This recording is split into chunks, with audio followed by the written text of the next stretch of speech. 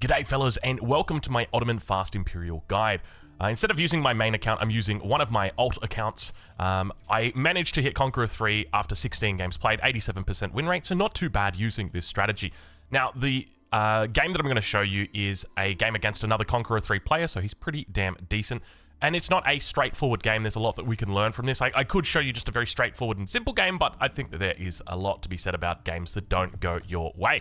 So we're going to start off just by moving 5 villagers out over onto stone and 1 villager onto sheep. So let us begin. Let's get into it. So normally the way I like to do it is a little TC hop. You don't have to do that yourselves. And then we're going to scout the enemy. Now, the most important thing here is we always want to scout around the enemy's base, look to try and steal their sheep, and then come back and try and pick up some sheep on the way there and on the way back. Of course, we're going to queue some villagers and rally them out to food. Now, if any of this is a little bit difficult to follow, don't worry. I will leave a link in the description to an imager link, which will have the build order and everything you need to know up until a certain point. I think up until like the 4th minute or 5th minute, which is where it gets the hardest.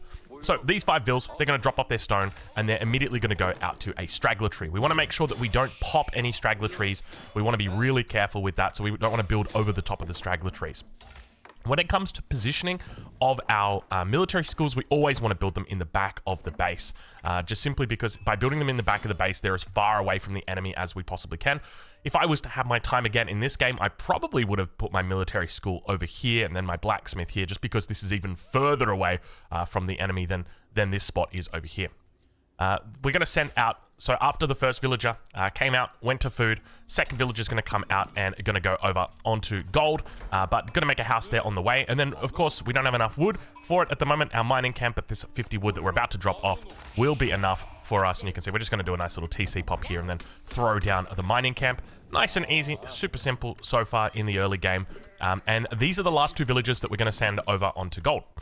From here, we're going to go up to 10 villages on food. So very simple opening. I say very simple, but I guess that's from me as like a Chinese main previously, where it's like everything, you know, you got to be doing backflips as China just to be staying on par with other civs. So I guess there's quite a bit going on here. But once I would encourage everybody who's watching this and is interested in learning this build order and taking this build order onto ranked, the most important thing is that you take it into a skirmish game, play up against the AI. Before I took this onto the rank ladder, I probably played about 7 or 8 games against the AI, just practicing over and over and over again. And then that allows me to have a lot more refinement when it comes to what I'm doing and knowing when I need to do things, that sort of thing. So really important. So we're up against the Malians. I'm not going to talk too much about the matchup because the most important thing is that you just sort of follow this design no matter what. But this is a pretty decent matchup early on because I'm going to be able to siege down his houses that are outside the gold mine, or outside the pit mine. So that's what we'll keep an eye out for. And, of course, slowly heading back towards the base. Now, you want to get back before the 3-minute mark. At the 3-minute mark is when you're going to be running out of food. Now, one of the things to note is I've split my villagers over these sheep, these 3 sheep. So I'm making sure that they're all trying to end at the same time. So it means that if I've got 50 food left on one and 250 food left on another, I'll have 5 villagers on that larger sheep and then only 1 villager on the smaller sheep. So that's how I do it. So after the 2 vills to gold, the 10 vills to sheep, then we rally out to wood. I'm going to be putting quite a few villagers here on wood. Now, just keep in mind that the things that I do in this game might vary slightly from the imager link. So if that is the case, don't worry too much. You got to go off the vibe of it sometime. But now, just before that 3-minute mark as we're coming back, you can see that we've almost run out of food here. We've got the sheep that arrive and our landmark goes down. And we're going to be putting it down with 4 villagers. So we're going up with the twin minaret madrasa. And meanwhile, when we're doing all this, we're making sure that we always keep a minimum of 4 villagers on food. So you can see that we had 10 on food to start with. 4 went to the twin minaret madrasa, and 2 of them have gone out over onto this stone mine. So they're going to be putting down the mining camp very soon. And we're just going to leave 2 vills on stone because we only need 100 stone at this stage in the game to start off with, because we're going to be going for military campus in the vizier system, but we don't need to get that until castle age. Now, one of the things, and I'll just pause it here because this is quite important. Some people ask me, in particular, I've got one friend that I often talk about with these sort of strategies and theorizing, and he said to me, why don't you consider getting your upgrades first? Like, why don't you go for fertilization or horticulture? Why don't you go for acid distillation? Well, not acid distillation, the mining pick, the specialized mining upgrade. And the answer is because you need to get to your safety points. That's what I like to call them. So a safety point is Castle Age. Once you get to Castle Age, you can reassess. You don't have to go for a fast Imperial. I'm obviously a huge fan of it, and I go for it pretty much every single time. I lose because of that. But you don't have to. You can just cut it at Castle Age and then think about going to Imperial a little bit later.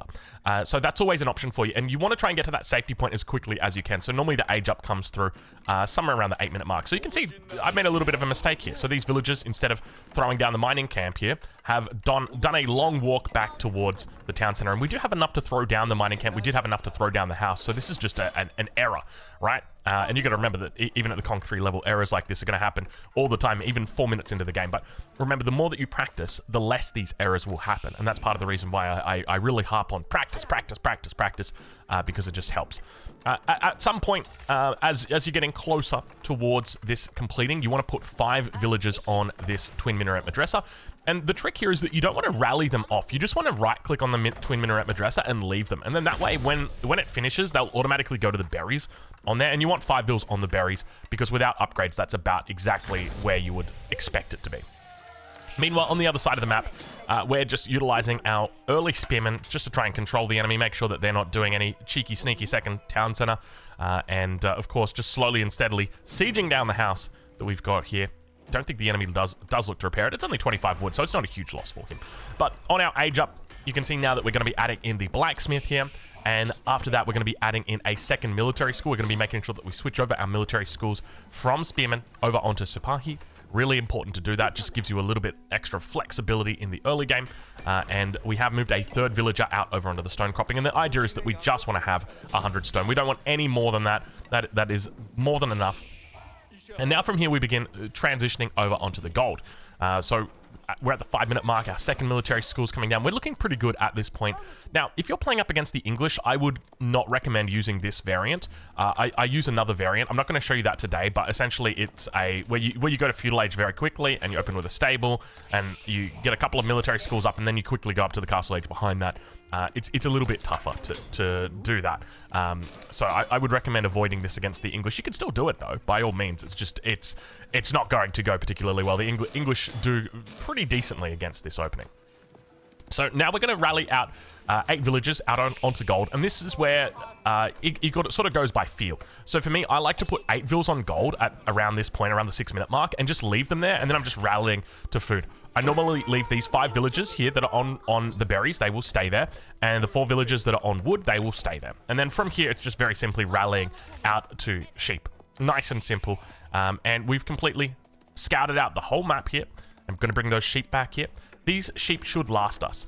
And you're going to come to your first vizier point, and you're going to be asking yourself the question, should I be thinking about going for my first vizier point as Anatolian Hills? And this is a big question that you're going to ask. When it comes to vizier points, or at least your first vizier point, you'll never go for meta drums. Meta drums doesn't really make a lot of sense, in my opinion.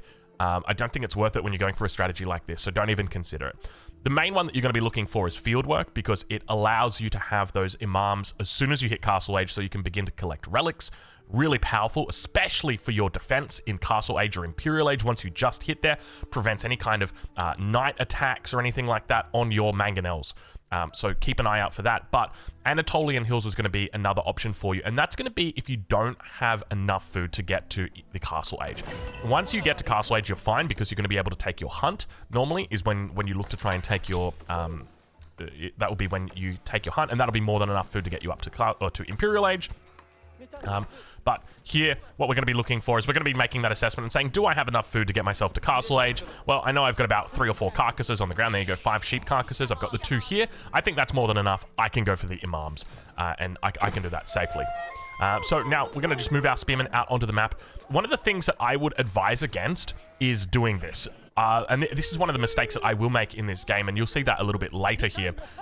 But avoid going out onto the map when you don't need to, right? Like, I'm not really doing anything here. If I lose these units, this is a substantial amount that I'm going to be losing to my enemy when I just don't need it. And ideally, I want to try and keep as much mass as I possibly can. And we can see now that we have switched over to Sipahi on the military schools, and Imams are going to start by collecting the central relics out towards the edges of the map, because they're normally going to be the safer ones. If the enemy's going to push, they're going to push through the middle, so it means this relic's not really safe.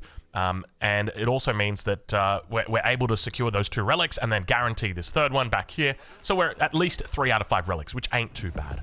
But now with that age up coming through just a little bit before 8-minute mark, we're going to take all of those villagers that were on the sheep carcasses. These guys are going to come back here and they're going to throw down our MIA within range or within radius of the blacksmith. This is really important, but adjacent to the town center. You can see right here, we want to always make sure it's right next to the TC.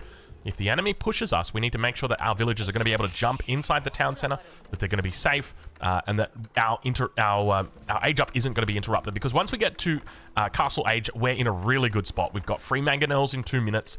Our military schools are going faster, and that's essentially it. So now what we're going to do, now that we've begun that age up, what we're going to do is we're going to move 5 villagers from gold over to stone, and these guys are going to collect 200 stone. We need 200 stone because we're making 2 more military schools. Obviously, you get a military school for every age that you've got. You also get a military school from military campus, which is what we're going to be going into, and the more that we can get, the better it will go. So, at the moment, you can see that we're just camping up each of the 3 relics. We've been found over on this east side, so I'm going to send out my Sipahi over here. I don't know exactly what my enemy's up to. I really haven't had too much to deal with them. You can see our scouts out here. But at the end of the day, I'm not too fussed about what my enemy's doing, because as long as I stick to my plan, I should be fine. So that's essentially the way that I'm thinking to play this. So our age ups come through. We're going to throw down our military school straight away. We want to get this bad boy rolling. And once our castle age comes in, we want to switch over our military schools to men-at-arms. This is really important. Men-at-arms, by far the best unit to do this with. Obviously, this is inspired from Corvinus, so huge credit goes to him. He was definitely the one who pioneered this strategy. I'm just coming in and trying to refine it, trying to make it a little bit easier. And you can see now that we've got our mill coming up towards the top of the map here. So just rallying up 10 villagers. That's normally what I like to take, 10 villagers up towards the mill at the top. And I like to get survival techniques after I've got the age up as well. That way I'm kind of maximizing the effectiveness of my villagers that are up here. And one of the next things that we're going to be looking to do, oh, got to be careful right here. So we're giving away units for free, so there's a little bit of a mistake here. So that's 1 Sipahi that is going to go to the enemy for free there. You can see that we're scouting out that he's looking to do his own castle age as well. So just that kind of standard Malian playstyle that we've seen quite a fair bit lately. One difference being that he's gone for the trade landmark, the Saharan Trade Network, instead of going for the gold one. So for some reason, this was another bug, or not another bug, but another mistake. My Imam walked all the way back to base, but he didn't carry the relic. I don't know what happened. I made a mistake. So I was down 1 relic for all this time, and you can see we're coming back here, picking up our first relic. We should have had 2. So we're a little bit lower on the gold than what we should be, but it's not a huge deal. Just go back out there, collect it, and you'll be fine. So one of the things that you'll notice is that you're struggling with wood a lot in this build order, and that's mainly because you are looking to prioritize getting up to the Imperial age as quickly as you possibly can. So we've got those 3 military schools down now, and we've got our military campus in, but we don't have the resources to throw our 4th military school down straight away. We've got to wait a little bit for it. You can see that it is going to come down now, and all of these guys should be on men-at-arms. Indeed they are, except for this one here is on Sipahi still, but we'll be switching to men-at-arms shortly. It looks like we did have a villager moving out to build a pit mine on the gold vein, but we obviously intercepted that bad boy. Said, no sorry Bob, it ain't happening today. So at this point, everything's pretty even Stevens. Now, you saw that I had the barracks down here a bit earlier. The reason why I cancelled that was because I realized I didn't have the resources at that time to support that barracks. I needed that wood for other things. So I said, we're just going to cancel it, and we're just going to chill. So now at this point, you can see that we're kind of getting out on the map. I'm getting almost, I would say, a little bit restless, and I would advise against that. I don't think you need to be worrying about that. If you've got a scout, then by all means, look to try and scout your enemy, but you don't want to be out here with units, because you need to keep these units back in your base. Ideally, you want to have your mangonel sitting underneath all of these buildings. It makes it really hard for the enemy to kill them because there's not a lot of avenues that they can attack them. So we want to try and limit the amount that our enemy can attack us. So by having men-at-arms, that's going to allow that to really be strong. We want to try and keep our spearmen alive as well, and of course our Sipahi. So we want to keep everything alive until we hit Imperial Age. That's really important here. Let's switch these bad boys off. We don't need to see those. Sorry, we're 12 minutes through the game, and I'm only just turning those off now. So we're going to take our 3 relics, and that'll give us our 4th relic. So you got 2 options with the 4th relic. Number 1 is you can build another mosque and put the relic in there. Or number 2 is you can let the imam hold the relic and just sit it under the town center while you wait for your safety net. And your safety net is essentially Imperial Age elite upgrades. That's when you know things are going to be safe, because if a timing comes in before then, you're going to be in dire straits. So, hint. I'm giving you guys a little bit of a hint here, and we see some units around this top side, so immediately we're going to evacuate. But fortunately, we've got really good value out of this hunt. As you can see, we've managed to take out 3 out of the 7 deers, and 2 of them we've started working on. But we do end up losing the 1 village up. But of course, the age up comes through now at the 12-minute 40 mark, and once again, we want to keep it very close to the town center. And you can see that there is a very specific strategy here. We're keeping all of our landmarks right next to the TC. We don't want the enemy to interrupt our potential Imperial Age or Castle Age, so we make sure that we do that. So a little bit of a mistake here, losing some Sipahi. To be honest, I don't mind losing the Sipahi. They're kind of useless when you get to Imperial Age in the first place. We've got to be careful not to lose our Mangonel, so we're going to pull villagers here, just making sure that we get some repairs through. We will lose more villagers here, but just remember, it is all about survival at this point in time. As long as we're still working towards that Imperial Age. Remember that we've got 4 military schools producing men-at-arms this whole time. We've got our MIA producing Mangonels this whole time. We're having an absolute field day here, so don't really worry about these kind of shenanigans. It's not a big deal. It's not a big deal. So, age up. It's almost through. Second Mangonel is out, and where have we gone? Okay, so we've gone for the second mosque back here. So as I said, you can go for something like this, but it is. I will give you a hint right now. I wish I hadn't have done this game because, well, it's, you know, often I talk about when you're swimming and you get that explosion when you push off the wall, when you're switching over your laps. That is what is about to happen to my enemy. They've gone for a full eco passive income build order, and now it's about to turn. So 14 minutes, we age up, and we've got our next vizier point. And at this point, you've got a couple of options, right? So number 1, if you're under pressure, if the enemy's in your base killing your dudes, you go straight away Janissary Company. Don't even think about it. Just immediately you say, I need to survive. The more villagers I keep alive, the better I'm going to be going. But if that's not the case, then you move into fast training. Eventually, you'll pick up fast training because you want that extra 25% production from military schools. It basically takes your Janissary down, or your men-at-arms down from 50 seconds each to 40 seconds each. So it's a really nice production kick to have. But we can see right now that at the moment, for our military school, so this one right here, it's about to start producing a men-at-arms, so that'll be 40 seconds to produce. These are really, really quick. And of course, we're going to throw down our 5th military school now, and we're going to wait and slowly defend. Now, I'm making a pretty big mistake here. And that is that I'm not sitting underneath my town center. I should just be in here right now, because if the enemy comes in, I'm going to have to retreat away from here because I need my Mangonels to be safe. And ideally, I want to keep all my units alive. So that's important to note. The other thing to note is that we need to throw down a barracks, so we're doing that now. We need to prioritize upgrades. Specifically, we want to get our elite men-at-arms upgrade as quickly as we possibly can, because by going to elite men-at-arms, it means that we can maximize the efficiency of our military schools because we're making elite units. So really important to do that. The next upgrade that we're going to be looking for after that is going to be our elite army tactics. But before that, because I've got 4 relics, I said, well, you know what? We got 4 relics. We might as well look to pick up tithe barns here. So that's what I've done. I've also picked up all of my tier 1 eco upgrades. As soon as I click Imperial, I'm going straight into all of my tier 1 eco upgrades. So looking to pick up my, double broad axe, my wheelbarrow, my horticulture, my specialized pick, all of those upgrades. And this right here is my mistake. One of the biggest mistakes I'll make in this game is right here. And it's not because I'm losing vills at the back here. I don't really care about my villagers. It's my military that I care about. I say, well, I should just start capturing sacred sites, right? And I see all of the enemy's units out here, and I think, oh my gosh, that's a little bit more than what I was expecting here. So immediately we fall back. We're up to 3 Mangonels. We've switched over the MIA over onto Great Bombards. Keep that in mind here. But the Sofas are causing a little bit of damage on the backside, so we get some decent shots here off onto the front, but you can see they kind of go wide. The Mangonels predicting that the enemy units would move here, not predicting that they'd stop and attack my units. But we're in a bit of an awkward spot because from the backside, we've got these sofas coming in to kill the mangoes, and then on the front, we've got all of these Musofati, and this all would have been mitigated if we just stayed under our town center. So we're getting ourselves in a little bit of a tough position. I'm going to enter the caster mode here just so that we can watch these numbers at the top. So we're on 41. We're on 41 villages at the moment. We're on a decent amount of military, but we are just getting absolutely rinsed here. I pull villages just to try and block this in, and you can see that there are so many units coming out from the enemy at this point. So it pretty much looks like good game, right? Like, we're losing everything here. We're losing our mangonels. We're trying to keep them under the town center here, but there's just so many damn bloody units.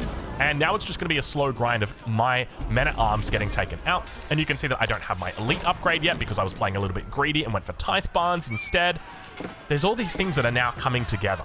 And it's looking like it's almost 100% good game. 51 military units against 6.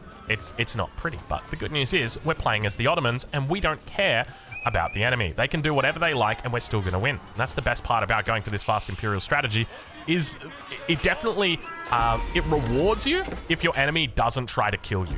I will say that much. And here, you know, Acetone's done a pretty nice timing attack right as the Imperial Age came. And I gave him that opportunity by moving out. He took advantage of the fact that I'd come out of my nest, I guess you could say. And now he's going to start burning through my military schools, which is a really good choice. So we've got a couple of things that are going to save us here. Number one, it is going to be the Great Bombard. Number two, it's going to be the Janissaries. And what you want to do, if you possibly can, is try and time these bad boys to land at the same time.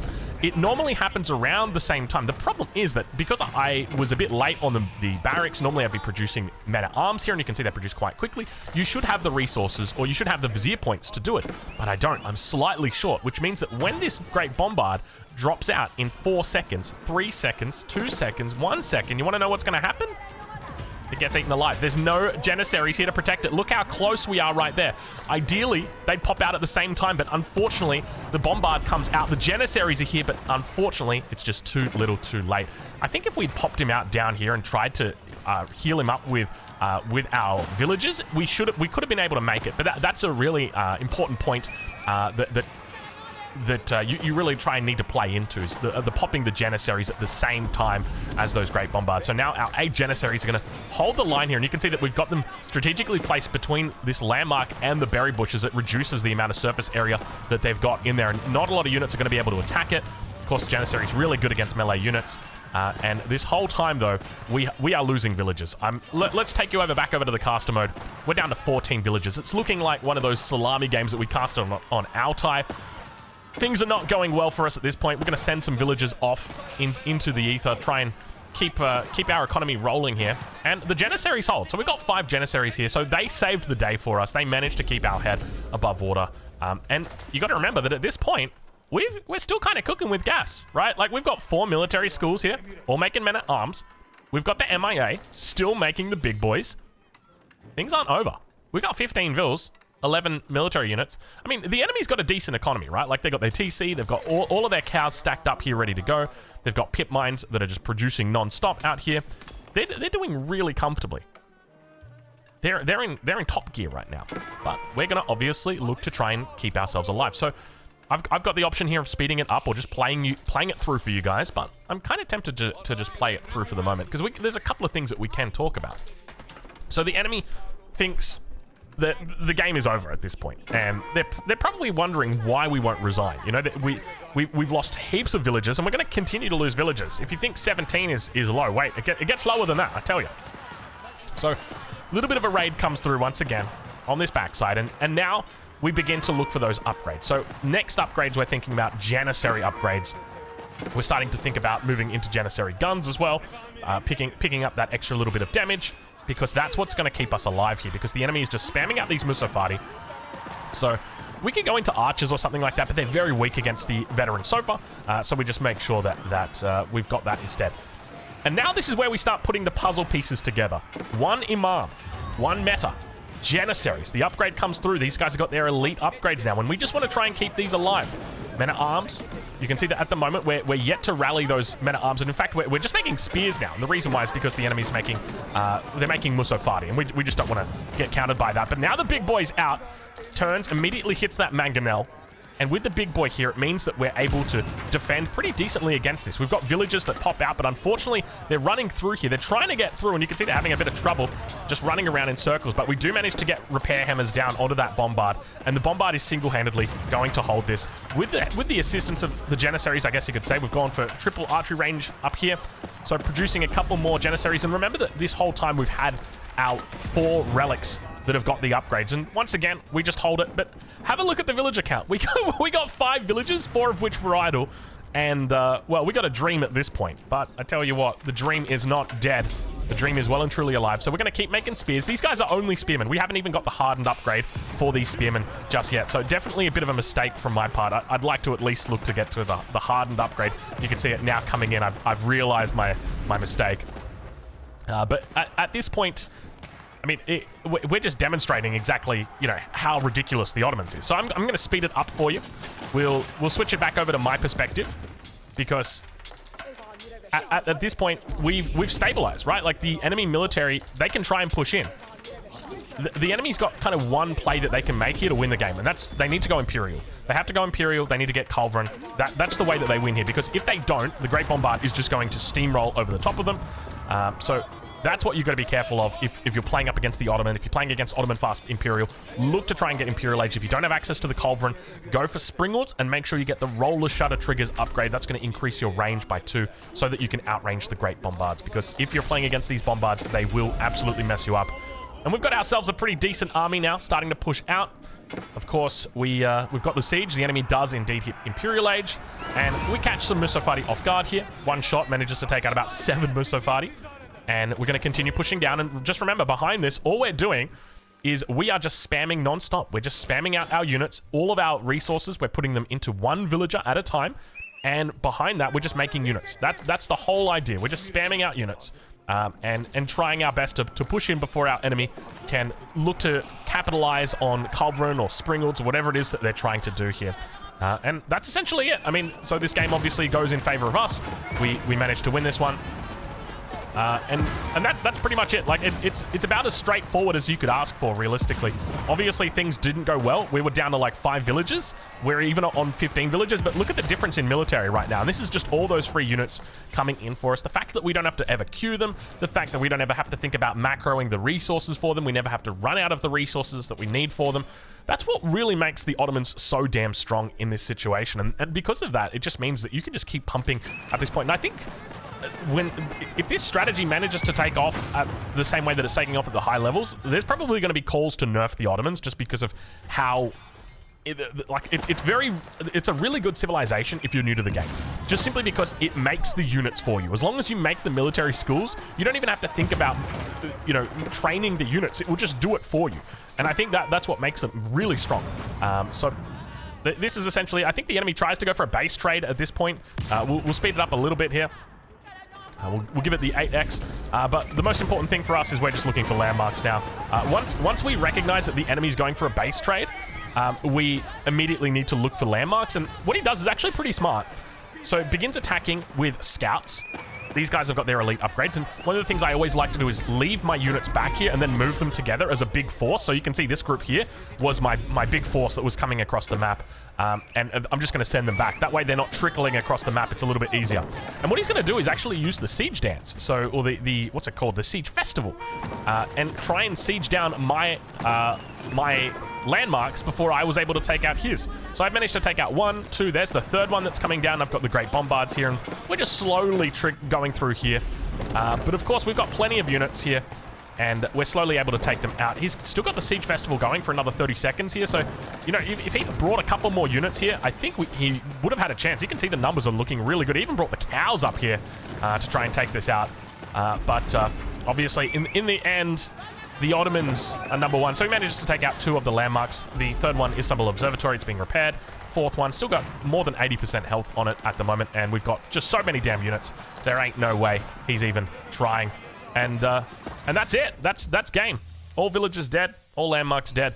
And that's it. So if you got any questions, let me know down below. If there wasn't anything that I covered and you think that I should have covered it, please let me know. And of course, I'll make sure that I leave a link in the description to the Imager post, which will have a sort of build order guideline that you can use for the early game and just kind of give you a little bit of help. Anyway, this is Small Potato, and not Small Potato, but Potato Man, signing out, and we'll catch you guys in the next one.